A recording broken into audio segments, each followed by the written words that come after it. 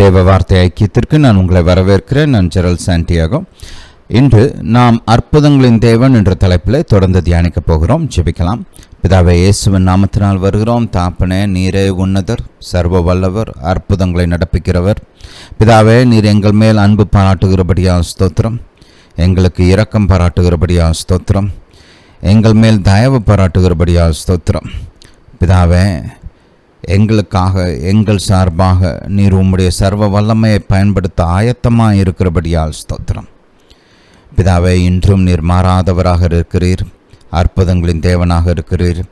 இன்றும் எங்கள் வாழ்க்கையில் எங்களுக்காக அற்புதங்களை நடப்பிக்கிறவராக இருக்கிறீர், எங்கள் மூலமாகவும் அற்புதங்களை நடப்பிக்கிறவராக இருக்கிறீர். பிதாவே, உம்முடைய வார்த்தைகளை எங்களுக்கு போதிக்க வேண்டுமா ஜெபிக்கிறோம். உம்முடைய ஞானம், புத்தி, அறிவு, வெளிச்சத்தினால் எங்களை நிரப்ப வேண்டுமா ஜெபிக்கிறோம். தாப்பனே, இந்த காலத்திற்கு எங்களுக்கு தேவையான சரியான வார்த்தைகளை கொடுக்க வேண்டுமா ஜெபிக்கிறோம். எங்கள் வாழ்க்கைக்கு தேவையான பதில்களை வெளிப்படுத்த வேண்டுமா ஜெபிக்கிறோம். பிதாவே, நீர் உம்முடைய பலத்த கரத்தை நீட்டி என் சத்தத்தை கேட்டுக்கொண்டு இருக்கிற மக்களை குணமாக்க வேண்டுமா ஜெபிக்கிறேன். அற்புதங்களையும் அடையாளங்களையும் இயேசுவின் நாமத்தினால் செய்ய வேண்டுமா ஜெபிக்கிறேன். தாப்பனே, உம்முடைய குணமாக்கும் அபிஷேகம் எல்லாவித வலி, வேதனைகள், வியாதிகள், நோய்களை அகற்றட்டும். தாப்பனே, உம்முடைய அபிஷேகம் நுகங்களை முறிக்கட்டும், கட்டுகளை அவிழ்க்கட்டும், சுமைகளை நீக்கட்டும். தாப்பனே, உம்முடைய ஜனத்திற்கு பலன் உண்டாகட்டும். முன்னேறுவதற்கான பலன், மேற்கொள்வதற்கான பலன், ஜெயிப்பதற்கான பலன். பிதாவே, உம்முடைய ஆறுதல், உம்முடைய சமாதானம் உண்டாகட்டும். பிதாவே, நீங்கள் அப்படியே செய்கிறபடியால் ஸ்தோத்திரம். ஹல்லேலூயா to Jesus, glory be to God. பிதாவே, நீர் பெரியவர். பிதாவே, எங்களோடு இருந்து உம்முடைய அற்புதங்களின் வழிமுறைகளை எங்களுக்கு போதிக்க வேண்டுமா ஜெபிக்கிறோம். பிதாவை, நீங்கள் அப்படியே செய்கிறபடியால் ஸ்தோத்திரம். இயேசுவின் நாமத்தினால் பிதாவே, ஆமென். Hallelujah, hallelujah to Jesus, glory be to God. நம்முடைய கர்த்தர் சர்வ வல்லவர்.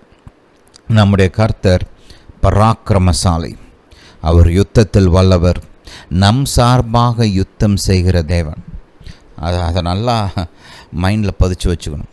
ஒரு சிலர் கர்த்தரை குறித்து பேசுகிற விதங்களை நீங்கள் பார்த்தீங்கன்னா, அவங்களுக்கு விரோதமாக கர்த்தர் யுத்தம் செய்கிறாருன்னு நினச்சிட்டு தெரியுறாங்க.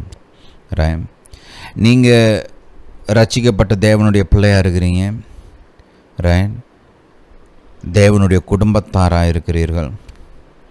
உங்களுக்கு விரோதமாக கர்த்தர் யுத்தம் செய்கிறது கிடையாது. உங்கள் சார்பாக இருக்கிறாரு, உங்களுக்குள்ளேயே வாசம் செய்கிறார், உங்களோடு கூட இருக்கிறார். எதுக்கு? உங்கள் நன்மைக்காக, உங்களுக்கு உதவி செய்யும்படி, உங்களை ஆசிர்வதிக்கும்படி, உங்களை பாதுகாக்கும்படி, உங்களை தப்புவிக்கும்படி, உங்களை உருவாக்கும்படி, அவருடைய சித்தத்திற்கு ஏற்ற விதத்தில் உங்களை உருவாக்கும்படி. ரைட்? குயவன் கையில் அந்த களிமண் இருக்குது பாருங்க, அதை வணையிறாங்க இல்லையா? ரைட்? ஆரம்பத்தில் பார்த்தா என்ன களிமண் ஒரு மாதிரி பார்க்குறதுக்கே ஒரு மாதிரி இருக்குது. ஆனால் அதே களிமண்ணை அந்த குயவன் வணைய ஆரம்பித்ததுக்கப்புறம், வணைஞ்சு முடித்ததுக்கப்புறம், அவர் செய்ய வேண்டியதெல்லாம் செஞ்சு முடித்ததுக்கப்புறம் பார்த்தா அது அவ்வளோ அழகாக இருக்குது, அவ்வளோ பிரயோஜனமாக இருக்குது. அது நம்ம அப்படின்னு நினச்ச அந்த மண்ணை காசு கொடுத்து வாங்கிட்டு போய் வீட்டுக்கு நடுவில் வைக்கிறோம் இல்லையா? அந்த அளவுக்கு அந்த வேலைப்பாடு அவ்வளோ அழகாக அருமையாக இருக்குது. அந்த மாதிரி தான் பாருங்கள், கர்த்தர் உங்களோட இருப்பது சும்மா இல்லை, உங்களுக்கு உதவி செய்யும்படி, உங்களை வணையும்படி, உங்களை வழிநடத்தும்படி. இதெல்லாம் யோசிக்கணும், இதெல்லாம் சிந்திக்கணும். தேவன் என்னோடு அப்படின்னு உட்காந்து யோசிக்கணும். அது மட்டும் இல்லை, தேவன் என்னோடு ஏன் இருக்கிறார் அப்படின்றதையும் உட்காந்து யோசிக்கணும். என்னென்னத்தையோ யோசிக்கிறோம். இந்த மாதிரி சத்தியங்களை ஒரு 10 நிமிஷம் ஒரு நாளைக்கு யோசிச்சிங்கன்னு வச்சுக்கோங்களேன், வாழ்க்கை மாறிடும். இந்த மாதிரி சத்தியத்துக்கு ஒரு 10 நிமிஷம் உங்கள் நேரத்தை கொடுத்தீங்கன்னா, சும்மா அப்படி வண்டி ஓட்டிகிட்டு போகும்போது யோசிச்சுட்டே போகலாம். வண்டி ஓட்டிகிட்டு போகும்போது அது எப்படி பிரதர்? நிறைய பேர் பார்த்திங்கன்னா, நம்ம கர்த்தரை குறித்து ஏதாவது சொல்லும்போது தான் அப்போ தான் அவங்க இல்லை பிரதர், அது கவனமாக செய்யணும்ல, அப்போ எப்படி யோசிக்குதுன்னு சொல்லுவாங்க. ஆனால் அதே ஆளுங்க நீங்கள் கொஞ்சம் விலகி நின்று கவனித்து பார்த்தீங்கன்னா, வண்டி ஓட்டிகிட்டு போகும்போது கவலைப்பட்டுக்கிட்டே போவாங்க. இல்லை வீட்டில் என்னமா நடந்திருக்கும் அதை குறித்து கோபமாக போவாங்க. மனைவி மேலே இருக்கிற கோவத்தை காரில் காமிப்பாங்க. காரை போட்டு அடிக்கிறது, காரை போட்டு தட்டுறது, இல்லை ரோட்டில் போகிறவங்க மேலே கத்துறது, இதெல்லாம் செய்வாங்க. ஆனால் அந்த வார்த்தையை யோசிக்க மாட்டாங்க. மற்ற ஏதாவது வேலை பார்த்துட்டு இருக்கும்போது இல்லை வேறு ஏதாவது செஞ்சுக்கிட்டு இருக்கும்போது உட்காந்து கவலைப்படுவாங்க. ஐயோ என்ன ஆக போதோ, ஏதாக போதோ, எப்படி நடக்க போதோ, இப்படி நடக்க போதோ, அப்படி நடக்க போதோ, அப்படிலாம் கவலைலாம் படுவாங்க. அதுக்கெலாம் அவங்களுக்கு நேரம் இருக்குது, அதெல்லாம் அவங்க செய்யலாம்.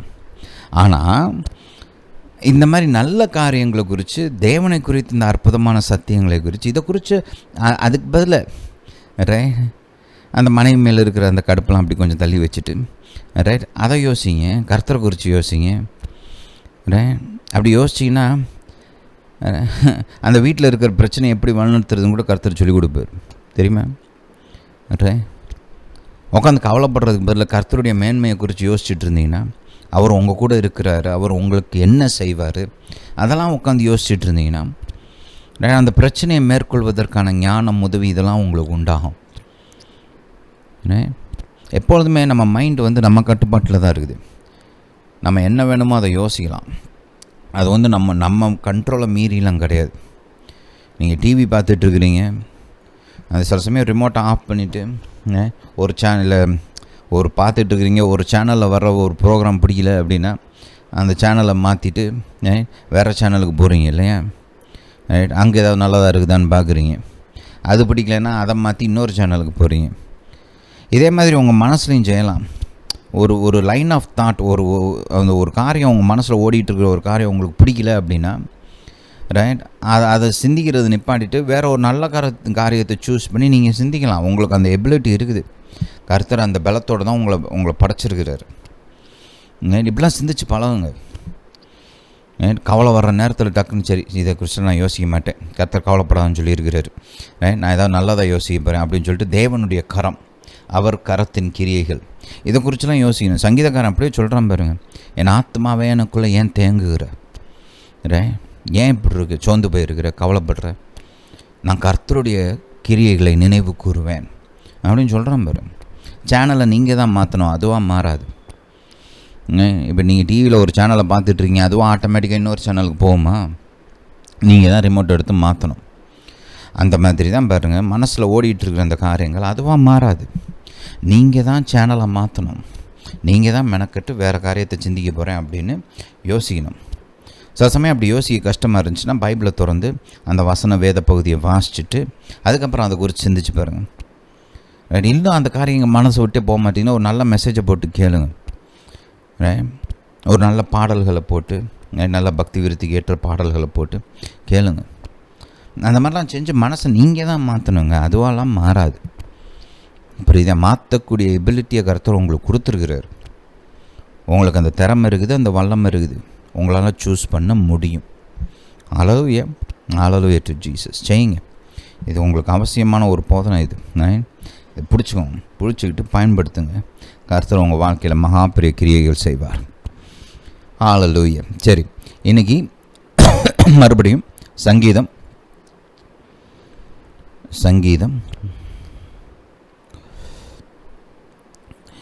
78 அதிகாரம் போலாம். சங்கீதம் 78 முதல் வசனத்திலிருந்தே வாசிப்போம். என் ஜனங்களே, என் உபதேசத்தை கேளுங்கள், என் வாயின் வசனங்களுக்கு உங்கள் செவிகளை சாயுங்கள். என் வாயை ஓமைகளால் திறப்பேன், பூர்வ காலத்து மறைபொருள்களை வெளிப்படுத்துவேன். அவைகளை நாங்கள் கேள்விப்பட்டு அறிந்தோம், எங்கள் பிதாக்கள் அவைகளை எங்களுக்கு தெரிவித்தார்கள். பின்வரும் சந்ததியான பிள்ளைகளுக்கு நாங்கள் அவைகளை மறைக்காமல் கர்த்தரின் துதிகளையும் அவருடைய பலத்தையும் அவர் செய்த அவருடைய அதிசயங்களையும் விவரிப்போம். ஹல்லேலூயா. எவ்வளோ அருமையாக சொல்கிறாங்க பாருங்கள். என்ன செய்வாங்களாம்? கர்த்தரின் துதிகளையும் அவர் பலத்தையும் அவருடைய அதிசயங்களையும் விவரிப்போம், விவரமாக சொல்லுவோம் அப்படின்றாங்க. பைபிளில் பார்த்துட்டிங்கன்னா அற்புதங்கள் எல்லாம் நல்லா விவரமாக எழுதியிருப்பாங்க. செஞ்சார் அப்படின்லாம் போட்டு மொட்டையாக போட்டிருக்காது, நல்லா விவரமாக போட்டிருக்கோம்ல. நம்மளும் கர்த்தரை குறித்து பேசுவோம், அப்படி விவரமாக பேசணும். அப்படி நீங்கள் பேச ஆரம்பிச்சிங்கன்னா கர்த்தர் அதிலிருந்து உங்களுக்கு வெளிப்பாடுகள் கொடுக்க ஆரம்பிப்பார். இங்கே இப்படி அப்படி, அந்த டைரக்ஷன், இந்த டைரக்ஷன், இந்த ஆங்கிள், அந்த மாதிரி பல ஆங்கிளில் இருந்து கர்த்தர் உங்களுக்கு காரியங்களை வெளிப்படுத்துவார். அவர் யாக்கோபிலே சாட்சியை ஏற்படுத்தி இஸ்ரவேலிலே வேதத்தை ஸ்தாபித்து அவைகளை தங்கள் பிள்ளைகளுக்கு அறிவிக்கும்படி நம்முடைய பிதாக்களுக்கு கட்டளையிட்டார். இனி பிறக்கும் பிள்ளைகளாகிய பின் சந்ததியார் அதை அறிந்து கொண்டு அவர்கள் எழும்பி தங்கள் பிள்ளைகளுக்கு அவளை சொல்லும்படிக்கும் தேவன் மேல் அவர்கள் தங்கள் நம்பிக்கையை வைத்து தேவனுடைய செயல்களை மறவாமல் அவர் கற்பனைகளை கைக்கொள்ளும்படிக்கும் இருதயத்தை போதும். ரைட்? எதுக்கு கர்த்தர் இந்த அற்புதங்களாக நம்மளுக்கு கொடுத்துருக்கிறாராம்? தேவன் மேல் நாம் நம்பிக்கை வைக்க வேண்டும். தேவனுடைய செயல்களை நாம் மறக்கக்கூடாது. அப்படி மறக்காமல் அவருக்கு கிரியைகளை தியானிக்கும் போது அவர் மேலே நம்பிக்கை உண்டாகும், விசுவாசம் உண்டாகும், அவருடைய அன்பு இரக்கங்களை குறித்த ஒரு புரிந்து கொள்ளுதல் உண்டாகும், அவர் மேல் ஒரு பயபக்தி உண்டாகும். இதெல்லாம் உண்டாகும்போது இன்னொரு காரியம் ஆட்டோமேட்டிக்காக அங்கே உண்டாகும். என்ன தெரியுமா? கீழ்ப்படிதல். ஹல்லேலூயா, ஹல்லேலூயா டு ஜீசஸ். அதனால தான் பாருங்கள், தாப்பன்மார் பிள்ளைகளுக்கு தேவனுடைய வல்லமையை சொல்லிக் கொடுக்கணும், தேவனுடைய அற்புதங்களை போதிக்கணும்.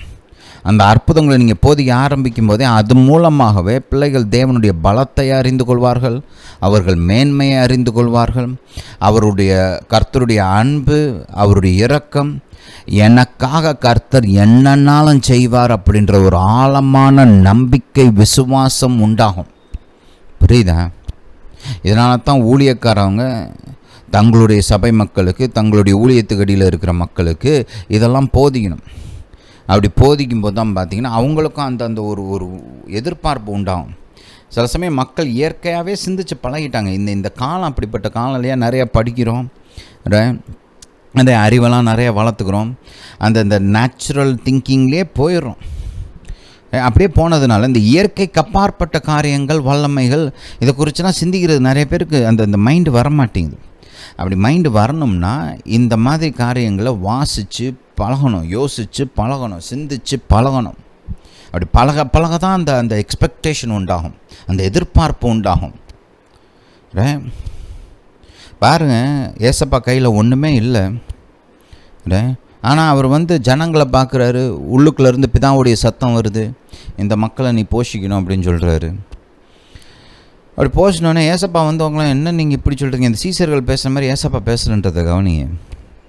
ஏன்னா ஏசப்பாக்குள்ள ஒரு எதிர்பார்ப்பு இருக்குது. கர்த்தர் இங்கே என் மூலமாக இங்கே பெரிய காரியத்தை செய்ய போகிறாரு அப்படின்னு அவருக்கு ஒரு எதிர்பார்ப்பு இருக்குது. ஆட்டோமேட்டிக்காக எதிர்பார்க்கிறாரு. பார்த்தீங்களா? கவனிச்சிங்களா? சீசர்கள்லாம் கேட்குறாங்க, ஒன்றுமே இத்தனை ஜனத்துக்கு எங்கே போகிறது, எங்கே போய் காசு, எவ்வளோ காசு செலவழிச்சு என்னத்தை வாங்குறது, எங்கே போய் இவங்களுக்கெல்லாம் சாப்பாடு கொண்டு வரும், அப்படியே வாங்கிட்டு வந்தாலும் இவங்களுக்கு கொஞ்சமாவது பத்துமாது, வயிறு நிறையுமா அப்படின்லாம் கேட்குறாங்க. ஆனால் ஏசப்பாக்குள்ள அப்படிப்பட்ட சிந்தனை இல்லைன்றதை கவனிங்க. ஒன்றெல்லாம் ஞாபகம் வச்சுக்கணும். பூமியில் வாழும்போது ஏசப்பா தன்னுடைய தெய்வீக வல்லமைகள், தன்னுடைய மகிமை இதெல்லாம் எடுத்து ஒதுக்கி வச்சுட்டு மனிதனாக வாழ்ந்தார். அதனால் அவரும் நம்மை போல தேவனை நம்பி விசுவாசித்து அவரை நோக்கி பார்த்து தான் அற்புதங்கள்லாம் செஞ்சார் அவர். புரியுதா? ஏசப்பாவே சொல்கிறார், இது நான் செய்யலை, என் மூலமாக என் பிதா கிரியை செய்கிறாருன்னு திரும்ப திரும்ப சொல்கிறார். ஏன்? மைண்டில் நமக்கு ஏறணும்னு அப்படின்னு. புரியுதா? ஏசப்பா எப்பொழுதுமே கர்த்தர் தான், படைத்த தேவன் தான். ஆனால் அவர் பூமிக்கு வரும்போது தன்னுடைய மகிமைகளை எடுத்து வச்சுட்டு ஒரு மனிதனாக, நியாயப்பிரமாணத்துக்கு உட்பட்ட ஒரு மனிதனாக இந்த பூமியில் வாழ்ந்தார். புரியுதா? அப்போ ஏசப்பா பார்த்தீங்கன்னா அவர் கர்த்தருடைய வார்த்தையின்படி சிந்திக்கிறார். நீங்கள் யோசுவாலையும் பார்க்கலாம். யோசுவாட்ட கர்த்தர் சொல்கிறார், இரவும் பகலும் என் நியாயப்பிரமாணத்தை சிந்தி. நியாயப்பிரமாணம்னா ஆதியாகமும், யாத்திராகமும், லேவியராகமும், எண்ணாகமும், உபாகமும், இதெல்லாம் தான். அதிலெல்லாம் பார்த்தீங்கன்னா தேவனுடைய சர்வ வல்லமை, அவருடைய அற்புதங்கள், அதிசயங்கள் இதெல்லாம் நிறைஞ்சிருக்குது. அவருடைய ஆசீர்வாதம் இதெல்லாம் நிறைஞ்சிருக்குது. இதெல்லாம் அவர் சிந்திச்சுக்கிட்டே இருக்கிறார். அப்போ யுத்த காலத்தில் ஒரு பிரச்சனை வருது. பிரச்சனை வருதுன்னு உடனே, பிரச்சனைன்னு கூட சொல்ல முடியாது அது. ஆக்சுவலாக ஒரு 5 தேசங்கள் அவருக்கு விரோதமாக வராங்க. அவர் யுத்தத்துக்கு போயிருக்கிறாரு. கர்த்தர் அந்த மக்களை இவர் கையில் ஒப்பு கொடுத்துட்டாரு, ஜெயிச்சிட்ருக்கிறாங்க. ஆனால் இப்போ என்ன ஆச்சுன்னா, நேரம் பத்தலை, ராத்திரி ஆகிடுச்சு. ராத்திரி அந்த காலங்களெல்லாம் யுத்தத்தை நிப்பாட்டிடுவாங்க. ஆனால் யோசுவாவுக்கு என்ன ஒரு எண்ணம்னா, வகையாக மாட்டியிருக்கிறாங்க, இப்போ இவங்களை விட்டோம்னா அவன் அவனுடைய கோட்டைக்குள்ளே போய் உக்காந்துக்குவான். அதுக்கப்புறம் அவன் கூட யுத்தம் பண்ணி பிடிச்சி நிறைய சிரமம் இல்லையா, நிறைய நாட்களாகும். அதுக்கு பதில் கையில் இப்போ மாட்டியிருக்கிறான்ல, இப்போயே இங்கேயே முடிச்சிட்டா அவனுக்கு ஒரு யோசனை வருது. யோசனை வந்தோடனே கர்த்தரை நோக்கி பார்க்குறான். கர்த்தாவே சூரியனை நிப்பாட்டுங்க, சந்திரனை நிப்பாட்டுங்கன்றான். எங்கேருந்து வந்துச்சு அவனுக்கு அவ்வளோ தைரியம்? ஏதோ டியூப்லைட் ஆன் பண்ணுங்க, ஜென்ரேட்டர் ஆன் பண்ணுங்கன்னு சொல்கிற மாதிரி சூரியனை ஆன் பண்ணுங்க, சூரியனை நிப்பாட்டுங்க, சந்திரனை நிப்பாட்டுங்கன்றான். இது என்னது? இது என்ன ஃப்ளட் லைட்டா ஆன் பண்ணி ஆஃப் பண்ணுறதுக்கு? ஆனால் கேட்குறான் பாருங்க, எவ்வளவு தைரியம் வேணும் தெரியுமா அந்த மாதிரி ஒரு காரியத்தை ஜெபிக்கிறதுக்கு? எவ்வளோ ஒரு ஒரு ஒரு ஒரு மன தைரியம் வேணும். இன்னொன்று, கர்த்தர் எனக்காக இதை செய்வாருன்ற ஒரு எண்ணம் வேணும். ஆழமாக இருக்கணும். அதெல்லாம் சும்மா வராது. உங்கள் வீட்டில் கரண்ட் போனோடனே கர்த்தாவே சூரியனை மறுபடியும் ஒதுக்கி செய்யுங்க அப்படின்னு கேட்டிருக்கீங்களா? இல்லை. என்ன பண்ணுவீங்க? வீட்டில் யூபிஎஸ் இருந்தால் யூபிஎஸ் ஆன் பண்ணுவீங்க, இல்லை ஜென்ரேட்டர் இருந்தால் ஜென்ரேட்டர் போடுவீங்க, எதுவும் இல்லைன்னா கேண்டில் எடுத்துகிட்டு வந்து உட்காந்துருவீங்க, இல்லை டார்ச் லைட் அந்த மாதிரி ஏதாவது ஸ்டாண்ட் பை லைட் எதையாவது யூஸ் பண்ணி அட்ஜஸ்ட் பண்ணிக்குவீங்க இல்லையா? நான் கேட்குறேன் பாருங்கள், சூரியனை நிப்பாட்டுங்க, சந்திரனை நிப்பாட்டுங்க. எங்கேருந்து வந்துச்சு இப்படி ஒரு எண்ணம்? அந்த வேதத்தில் இருந்து அந்த வேதத்தை தியானிக்கும்போது கர்த்தருடைய கிரியைகள், அவருடைய பலம், அவருடைய வல்லமை, அவருடைய அதிசயங்கள், இதை குறித்து யோசித்து பழகி பழகி பழகி இப்போ பிரச்சனைன்னு வந்தோடனே டக்குன்னு கண்ணை கர்த்தருக்கு நேராக தூக்குறான். கர்த்தரை நோக்கி பார்த்து கேட்குறான் பாருங்கள், சூரியனை நிப்பாட்டுங்க. ஹல்லேலூயா. இப்படி நம்ம மைண்டை ட்ரெயின் பண்ணுறதுக்கு தான் இந்த இந்த இந்த போதனை தொடர். இதனால் தான் இதை வாசிக்கிறோம், தியானிக்கிறோம், திரும்ப திரும்ப திரும்ப திரும்ப திரும்ப திரும்ப பார்க்குறோம். ஹல்லேலூயா, ஹல்லேலூயா டு ஜீசஸ். சரி, மைண்டில் வச்சுக்கோங்க. யாத்ராகமம் 7ஆம் அதிகாரம் 14ஆம் வசனத்திலிருந்து வாசிப்போம். போன மெசேஜில் கர்த்தர் எப்படி கோலை சர்ப்பமாக மாற்றினார் என்ற அற்புதத்தை குறித்து நாம் தியானித்தோம் இல்லையா? இந்த தடவை அடுத்த அற்புதத்தை தியானிப்போம். 14ஆம் வசனம். அப்பொழுது கர்த்தர் மோசேயை நோக்கி, பார்வோனின் இருதயம் கடினமாயிற்று, ஜனங்களை விடமாட்டேன் என்கிறான். காலமே நீ பார்வோன் இடத்துக்கு போ, அவன் நதிக்கு புறப்பட்டு வருவான். நீ அவனுக்கு எதிராக நதியோரத்தில் நின்று சர்ப்பமாக மாறின கோலை உன் கையில் பிடித்து கொண்டு அவனை நோக்கி, வனாந்தரத்தில் எனக்கு ஆராதனை செய்ய என் ஜனங்களை அனுப்பிவிட வேண்டும் என்று சொல்லும்படி எபிரேயருடைய தேவனாகிய கர்த்தர் என்னை உம்மிடத்திற்கு அனுப்பியும் இதுவரைக்கும் நீர் கேளாமற் போனீர். இதோ என் கையில் இருக்கிற கோலினால் நதியில் இருக்கிற தண்ணீர் மேல் அடிப்பேன், அப்பொழுது இரத்தமாய் மாறி நதியில் இருக்கிற மீன்கள் செத்து நதி நாரிப்போம். அப்பொழுது நதியில் இருக்கிற தண்ணீரை எகிப்தியர் குடிக்கக்கூடாமல் ஆரோசிப்பார்கள். இதனால் நானே கர்த்தர் என்பதை அறிந்து கொள்வாய் என்று கர்த்தர் சொல்லுகிறார் என்று சொல் என்றார். மேலும் கர்த்தர் மோசேயை நோக்கி, நீ ஆரோனிடத்தில் உன் கோலை எடுத்துக்கொண்டு எகிப்தின் நீர்நிலைகளாகிய அவர்கள் வாய்க்கால்கள் மேலும் நதிகள் மேலும் குளங்கள் மேலும் தண்ணீர் நிற்கிற எல்லா இடங்கள் மேலும் அவைகள் இரத்தமாகும்படிக்கு உன் கையை நீட்டு. அப்பொழுது எகிப்து தேசம் எங்கும் மரப்பாத்திரங்களிலும் கற்பாத்திரங்களிலும் இரத்தம் உண்டாயிருக்கும் என்று சொல் என்றார். கர்த்தர் கட்டளையிடப்படி மோசேயும் ஆரோனும் செய்தார்கள். கவனிங்க. ஹல்லேலூயா. இந்த அற்புதத்தை கொஞ்சம் யோசிச்சு பாருங்க. தண்ணியை குறித்து நம்மளுக்கு என்ன தெரியும்? பொதுவாக தண்ணிக்கு தானாக சுவை கிடையாது, அது கலர் அதுக்கு கிடையாது. தெளிவாக இருக்கும், லைட்டாக இருக்கும், டென்சிட்டி கம்மி. இப்படி பல காரியங்களை நம்ம தண்ணீரை குறித்து சொல்லலாம். தண்ணீரில் சுவை எப்படி வருதுன்னா, அது இந்த ஆடு இந்த மலை பிரதேசங்கள் இதிலெல்லாம் கடந்து வருது. அதிலிருந்து பல செடி கொடிகள் அதிலெல்லாம் கடந்து தண்ணீரெலாம் வரும்போது அதன் மூலமாக வர்றது தான் அந்த சுவை, எக்ஸ்ட்ரா சுவையெல்லாம் பொதுவாக. தானாக அதுக்காக அப்படி டேஸ்டெல்லாம் கிடையாது. அந்த H2O அப்படின்றது ரெண்டு எலிமெண்ட்டு தான். ரெண்டு ஹைட்ரஜன் மாலிக்யூல், ஒரு ஆக்சிஜன் மாலிக்யூல். ரொம்ப சிம்பிளான ஒரு ஒரு காரியம் அது தண்ணீர்ன்றது. அப்போ அது பார்த்திங்கன்னா சாலிடாக கிடையாது, லிக்விடாக இருக்குது. இப்படி பல காரியங்கள் நம்ம தண்ணீரை குறித்து சொல்லலாம். அப்படிப்பட்ட தண்ணீர் ஒரு நொடி பொழுதில் என்னவா மாறுச்சு? ரத்தமாக மாறுச்சு. ரத்தம் மாதிரி கிடையாது, ரத்தமாகவே மாறுச்சு. ரைட். ஒரு சில இந்த நம்ம பைபிள் பேஸ்டாக நிறையா இப்போ படங்கள்லாம் எடுக்கிறாங்க இல்லையா, அதில் ஒரு சிலர் கரெக்டாக காமிச்சிருப்பாங்க, தண்ணி வந்து ரத்தமாகவே மாறுச்சுன்னு காமிச்சிருப்பாங்க. ஒரு சிலர் பாருங்கள் கொஞ்சம் இயற்கையாக சிந்திக்கிற ஆட்கள், அது வந்து என்னமோ அதில் இருக்கிற மீன்கள் செத்து அந்த மீன்களோட ரத்தம் வந்து தண்ணியில் கலந்து தண்ணியில் ரத்தம் கலந்து சிவப்பான மாதிரி காமிப்பாங்க. அப்படி கிடையாது. ஆக்சுவலாக என்ன நடந்துச்சுன்னா, தண்ணி ரத்தமாக மாறுச்சு. ஒரு வகையான அந்த லிக்விடு இன்னொரு வகையான லிக்விடாக மாறுச்சு. அது வரைக்கும் தண்ணி அதில் ஒன்றுமே கிடையாது, ப்ளைனாக இருக்குது தண்ணி. அந்த தண்ணி இப்போ ரத்தமாக மாறுச்சு. ரத்தம் எப்படி இருக்கும் நம்மளுக்கு தெரியும், ரைட்? ரொம்ப திக்காக இருக்கும், டென்சிட்டி ஜாஸ்தி, பிசு பிசுன்னு இருக்கும், ரெட்டு கலரில் இருக்கும். அதுக்குள்ளே வந்து சிம்பிளாக தண்ணி மாதிரி ஒரு 2 ஹைட்ரஜன் ஒரு ஆக்சிஜன் அப்படிலாம் கிடையாது. அது வந்து மிக்சர் ஆஃப் மெனி திங்ஸ் இல்லையா, அயன், புரோட்டீன், அது இது என்னென்னமோ இருக்குது உழுவில், ரைட்? எல்லாம் கலந்த ஒரு காரியம் ரத்தம். ரெண்டுடைய நோக்கமும் வேறு. தண்ணி ஜீவனை கொடுக்கும், ரத்தம் ஜீவன்.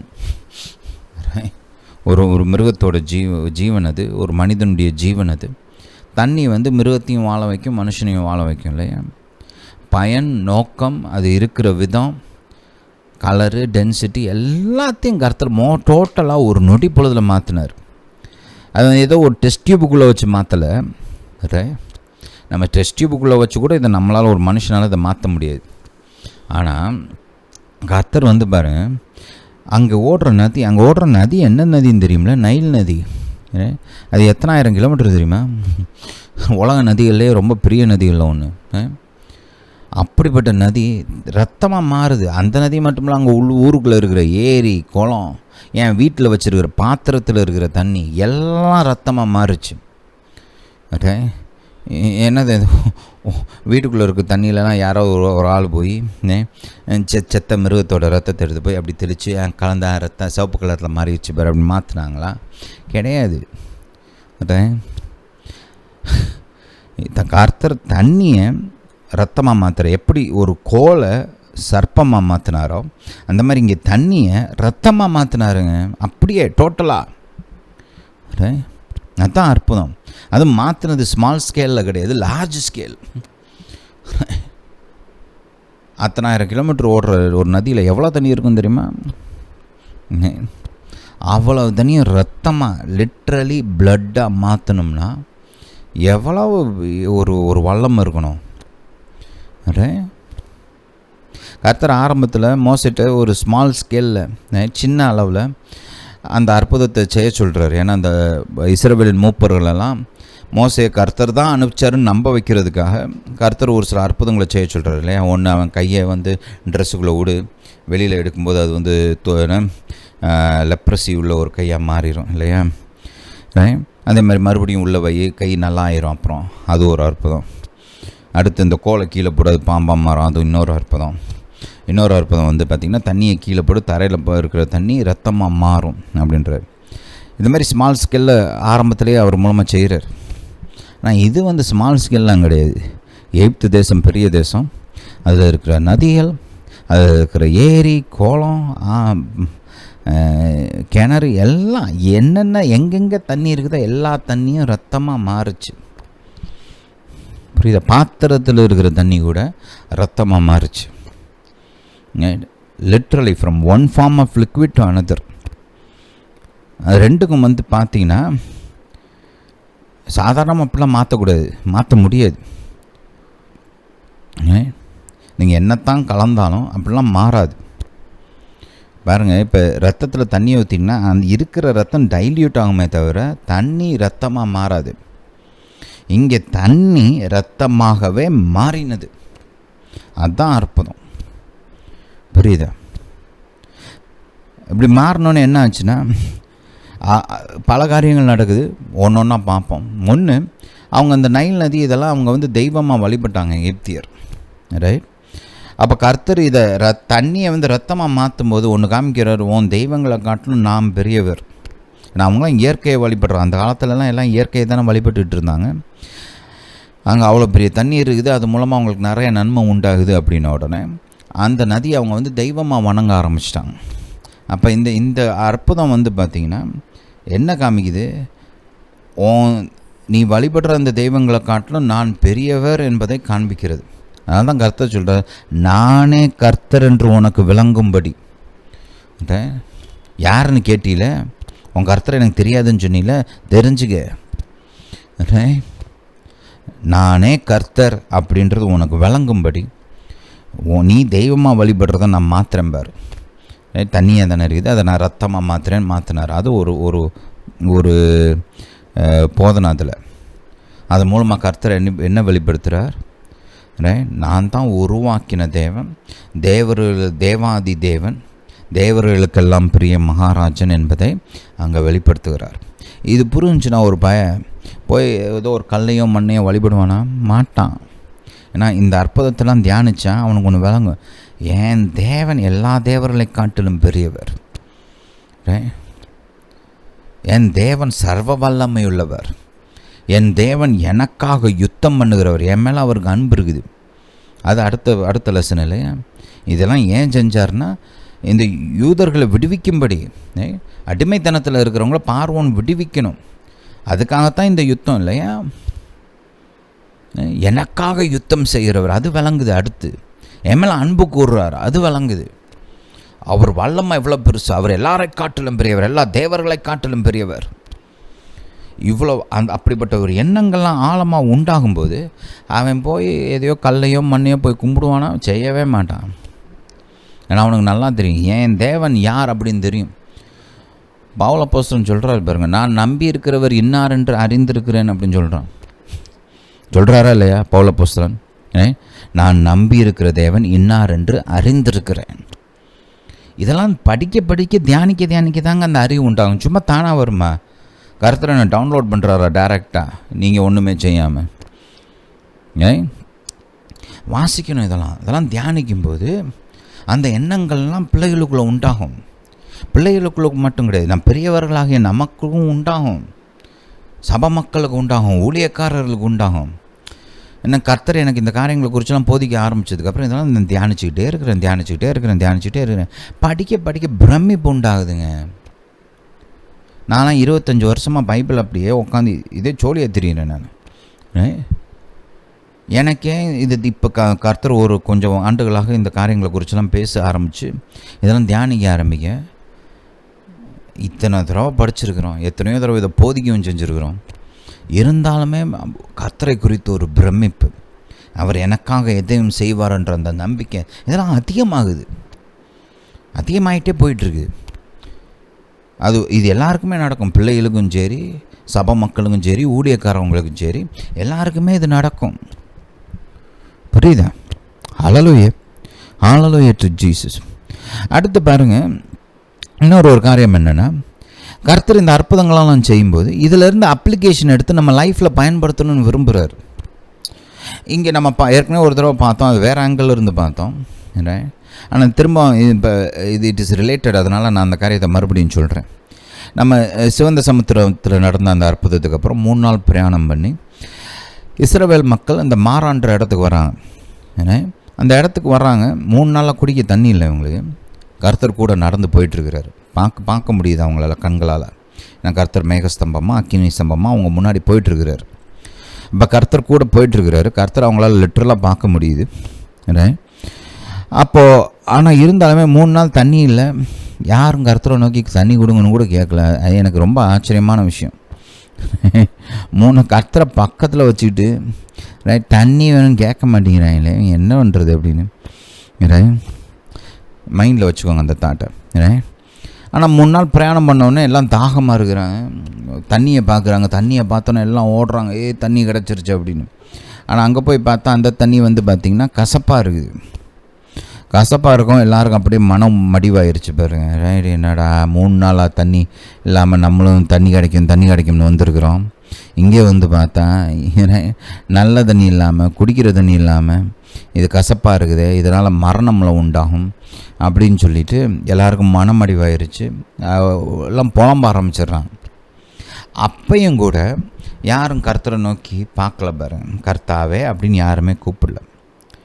ஏன் கூப்பிடல தெரியுமா? ஏன் அந்த மனம் வரலை? கூப்பிடணுன்ற எண்ணம் ஏன் வரல? யோசிச்சு பாருங்கள் கொஞ்சம்.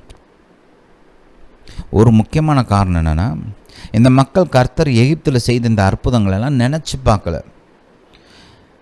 அந்த ஒரு நிமிஷம் ஆகா கர்த்தர் அற்புதம் செஞ்சுட்டான்ட்டு விட்டுட்டாங்க, அவ்வளோதான். அந்த அற்புதங்களை சிந்தித்து பார்த்து, அதெல்லாம் யோசித்து பார்த்து, அதெல்லாம் தியானம் பண்ணி, அதை ஒருவரோடு ஒருவர் பேசி, கர்த்தரை குறித்து மேன்மை பாராட்டி சந்தோஷப்பட்டு இதெல்லாம் அவங்க செய்யலை. இந்த 78ஆம் சங்கீதத்தை நீங்கள் போய் படித்து பாருங்கள், எடுத்து தனியாக எடுத்து உட்காந்து முழு சங்கீதத்தையும் படிங்க, ரொம்ப பிரயோஜனமாக இருக்கும். அப்படிலாம் செய்யலாம். அவங்க செஞ்சுருந்தாங்கன்னா இந்த தண்ணி இருக்கிற இடத்துக்கு வந்த உடனே அவங்களுக்கு ஒன்று தெரிஞ்சிடும். என்ன தெரிஞ்சிருக்கும்? இந்த கசப்பான தண்ணியை இனிப்பான சுவையான தண்ணீராக கர்த்தரால் மாற்ற முடியும் அப்படின்னு அவங்களுக்கு ஒன்று தெரிஞ்சிருக்கும். அது தண்ணியை ரத்தமாக மாற்ற முடிஞ்சவருக்கு கசப்பான தண்ணியை சுவையான தண்ணீராக மாற்ற முடியாதா? அவன் யோசிச்சு உட்காந்து சிந்திச்சு பார்த்துருந்தான். தண்ணி ரத்தமாக மாற்றிருக்கு, அதுவும் கொஞ்சம் தண்ணி கிடையாது. நைல் நதியவே மொத்தமாக மாற்றினார், அங்கேருந்த மற்ற நதிகளையும் மாற்றுறாரு, மற்ற ஏரிகளையும் மாற்றுறாரு. அவ்வளவையும் மாற்றினவருக்கு இங்கே இருக்கிற இந்த தண்ணியை, கசப்பான இந்த நீரை சுவையான நீரை மாற்ற முடியாதா? நிச்சயமாகவே முடியும். அந்த நம்பிக்கை இருந்திருக்கும் அவங்களுக்கு. அந்த சிச்சுவேஷனை பார்த்தோன்னே எப்படி யோசுவா கர்த்தரை நோக்கி சூரியனை நிப்பாட்டுங்கன்னு கேட்குறான், அவ்வளோ தைரியமாக கேட்டார்ல. இவங்களும் கேட்டிருப்பாங்க, கர்த்தாவே இந்த கசப்பான தண்ணீரை மதுரமாக மாற்றும் கேட்டிருப்பாங்க. ஏன் கேட்கல? ஏன் கேட்கணுன்ற எண்ணம் வரலை? ஏன்னா அவருடைய எகிப்தில் அவர் செய்த அந்த கரத்தின் கிரியைகளை அவங்க தியானித்து பார்க்கல. பார்த்துருந்தா அந்த எண்ணம் நிச்சயம் வந்திருக்கும். அந்த காரியங்களை யோசிச்சிருந்தா நிச்சயமாக அந்த எண்ணம் வந்திருக்கும். யோசிச்சிருந்தாங்கன்னா கர்த்தர் செய்வார் அப்படின்ற எதிர்பார்ப்பு உருவாயிருக்கும். எனக்கு செய்வார் அப்படின்ற விசுவாசமும் நம்பிக்கையும் உண்டாயிருக்கும். உடனே கூப்பிட்டுருப்பாங்க கர்த்தரை நோக்கி. புரியுதா? கர்த்தர் பக்கத்தில் நின்றாலும் அவர் செய்வார்ன்ற நம்பிக்கை இருந்தால் தான் வாயை திறந்து கேட்க முடியுங்க. புரியுதா? அதனால தான் வேதம் நமக்கு போதிக்குது, என் கரத்தின் கிரியைகளை தியானம் பண்ணு, என் வல்லமையை தியானம் பண்ணு, நான் செய்த காரியங்களை குறித்து யோசி. அது யோசிச்சின்னா உனக்கு ஒரு தேவைன்னு வரும்போது ஆட்டோமேட்டிக்காக கூப்பிடுவ நீ. அதுவும் சும்மா இல்லை, விசுவாசத்தோட நம்பிக்கையோட எதிர்பார்ப்போட கூப்பிடுவ. யோசிச்சு பார்த்தீங்கன்னா ஒரு ஒரு ஒரு வீட்டில் ஒரு திருமணம் நடக்குது. திருமணம் நடக்கிற இடத்துல தண்ணி இருக்குன்னு அந்த அங்கே யூத சமுதாயத்தில் அந்த திராட்சை ரசம் ரொம்ப முக்கியம். திராட்சை ரசம் அது இல்லைன்னா அவ்வளோதான், காரி துப்பிடுவாங்க. இப்போ நம்ம ஊர்லலாம் நான்வெஜ் போடல அப்படின்னா சும்மா விடுவோமா? சொல்லி காமிப்போம்ல, என்கிட்ட கூப்பிட்டு காய்கறியாக கொடுக்குற நீ அப்படின்னு செய்வோம்ல.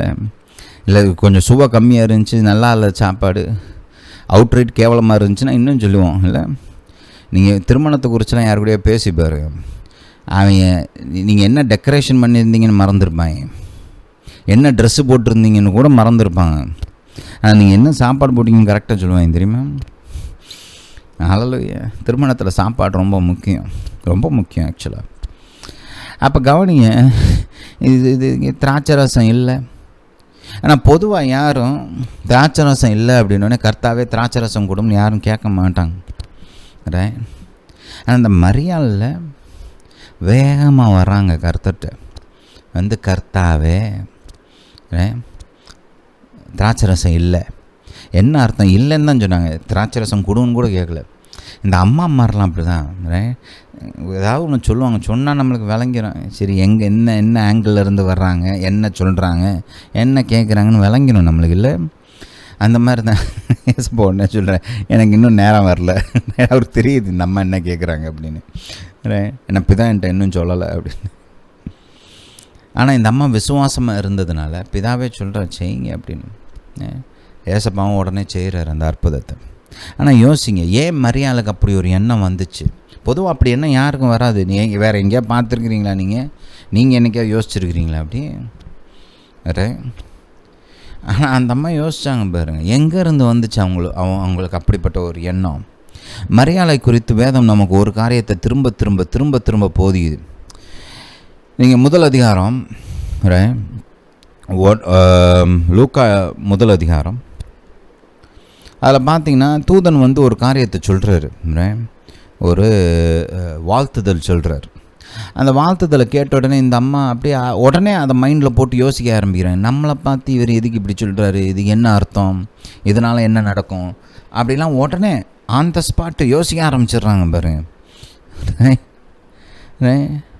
அல்லேலூயா. 29ஆம் வசனத்தை கவனிங்க. அவளோ அவனை கண்டு அவன் வார்த்தையினால் கலங்கி இந்த வாழ்த்துதல் எப்படிப்பட்டதோ என்று சிந்தித்து கொண்டிருந்தாள். மரியாள்கிட்ட இருந்த ஒரு அற்புதமான ஒரு குணாதிசயம் என்னென்னா, சிந்திக்கிற பெண்மணி கண்டதையும் இல்லை, தேவனுடைய வார்த்தைகள், தேவனுடைய கிரியைகள், இதை குறிச்செல்லாம் யோசிக்கிற ஒரு மனம் அவங்களுக்கு இருந்துச்சு. அப்படிப்பட்ட காரியங்களை இருதயத்தில் போட்டு சேர்த்து வைத்து கொள்ளுகிற பொக்கிஷம் மாதிரி சேர்த்து வைத்து கொள்ளுகிற ஒரு மனம் அந்த அம்மாவுக்கு இருந்துச்சு. யோசிக்கிறாங்க பாருங்களேன். ஒரு பக்கம் பயம் இருக்குது, கலக்கம் இருக்குது, ஆனால் இன்னொரு சைடு உட்காந்து யோசிச்சுட்டு இருக்கிறாங்க. இவர் என்ன சொல்கிறாரு, ஏன் சொல்கிறாரு, எதுக்கு சொல்கிறாரு. அல்லேலூயா. இப்படி ஒரு தடவை திரும்ப திரும்ப திரும்ப திரும்ப இந்த காரியங்களை குறிச்சுலாம் இந்த ஒரு பர்டிகுலர் கேரக்டரிஸ்டிக்கை கர்த்தர் மென்ஷன் பண்ணுறாரு. அந்த முதல் 2 அதிகாரத்தில் கர்த்தர் எதையாவது திரும்ப திரும்ப சொன்னார்னு வச்சுக்கோங்க, சும்மா கிடையாது. அது ஒரு பாடம் இருக்குது, அது நம்மளுக்கு தேவை, அதை நம்ம கற்றுக்கணுன்னு விரும்புகிறாரு, நம்ம தெரிஞ்சுக்கணுன்னு விரும்புகிறாரு. அதனால தான் அதை திரும்ப திரும்ப எழுதி வச்சுருக்கிறாரு. இங்கே கவனிங்க. அல்லேலூயா டு ஜீசஸ். முதல் அதிகாரம் 17 வாசிப்போம். இல்லை 16 இந்த மேய்ப்பர்கள்லாம் தூதர்கள்ட்டிருந்து செய்தியை கேட்டதுக்கப்புறம் தீவிரமாய் மரியாளையும் யோசேப்பையும் முன்னணியில் கிடத்தி இருக்கிற பிள்ளையையும் கண்டார்கள். கண்ட அந்த பிள்ளையை குறித்து தங்களுக்கு சொல்லப்பட்ட சங்கதியை பிரசித்தம் பண்ணினார்கள். மெய்ப்பராலை தங்களுக்கு சொல்லப்பட்டதை கேட்ட யாவரும் அவைகளை குறித்து ஆச்சரியப்பட்டாங்க. அதோடு நின்றுட்டாங்க. நிறைய பேர் என்ன பண்ணுவாங்க, கேட்பாங்க, அப்படியா, ஐயோ அவ்வளோ நல்லா இருந்துச்சா அப்படின்னு ஒரு ஆச்சரியமாக கேட்டு அங்கேயே நின்றுவாங்க. அதுக்கு மேலே ஒன்றும் செய்ய மாட்டாங்க. ஒருத்த ஆள் கிளம்பி போய் அவரை பார்க்கல பாருங்களேன். இவ்வளோ முக்கியமான ஒரு செய்தியை கேள்விப்பட்டிருக்கிறாங்க. ஒரு சில நம்பாட்டினாலும் சரி, இப்படி சொல்கிறாங்களே, இவ்வளோ முக்கியமான காரியத்தை சொல்கிறாங்களே, போய் தான் பார்ப்போமேனு ஒருத்தர் கூட கிளம்பி போகல. ஆனால் மரியாளுக்கு பாருங்கள், ஒரு கான்ட்ராஸ்ட்டை காமிக்கிறார் கர்த்தர் அந்த வசனத்தில். மற்றெல்லாம் கேட்டு சும்மா உக்காந்துட்டான், ஆச்சரியப்பட்டு அப்படியே உக்காந்துட்டான் அந்த இடத்துல. மரியாளோ கான்ட்ராஸ்டிங்க, அவங்க அப்படி, ஆனால் மரியாள் வேறு மாதிரி. மரியாளோ அந்த சங்கதியிலையெல்லாம் தன் இருதயத்தில் வைத்து சிந்தனை பண்ணினாள். இந்த அம்மா கர்த்தருடைய வார்த்தைகள், கர்த்தருடைய கிரியைகள், இதெல்லாம் சிந்தித்து பார்க்குற ஒரு பெண்மணி.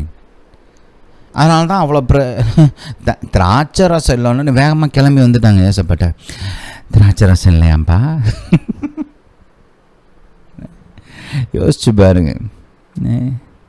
அப்படிப்பட்ட எண்ணம்லாம் உருவாகணும். அவங்க சும்மா வரல,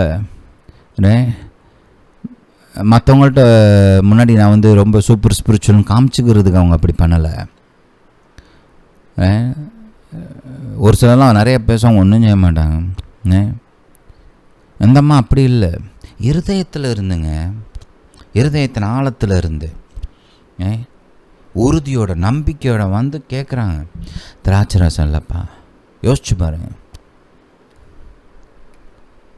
என்ன எவ்வளோ ஒரு ஸ்ட்ராங்கான ஆழமான எண்ணம், நம்பிக்கை, விசுவாசம் அவங்களுக்குள்ளே இருந்திருக்கணும் அப்படிப்பட்ட ஒரு காரியத்தை கேட்கணும்னா.